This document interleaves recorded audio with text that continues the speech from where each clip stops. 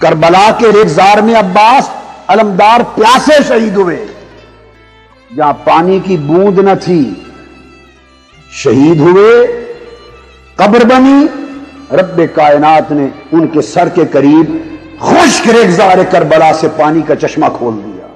آج 1400 سال گزر گئے، 1400 سال، پوری کائنات میں ہر طرف مزار دیکھے ہیں۔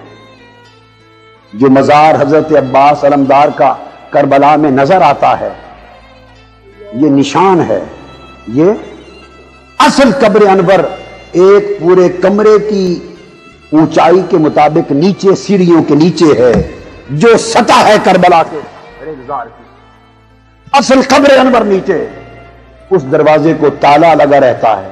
یہ ان کا کرم، میں گیا تو عراق کی حکومت نے وہ دروازہ میرے لیے کھولا، سیڑھیاں اتر کے نیچے گئے تو درمیان میں ریگزار کربلا کی اصل زمین تھی، اس پر عباس علمبردار کی قبر انور تھی، اور یہاں کندھوں یا سینے تک چاروں طرف چشمے کا پانی بہ رہا تھا۔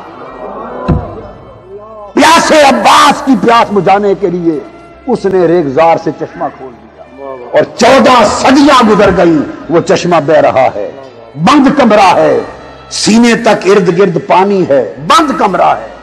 اللہ کی عزت کی قسم کہہ رہا ہوں، نہ اس میں کوئی تعفن تھا نہ بو تھی، ایسے لگتا تھا جیسے تازہ پانی بہ رہا ہو۔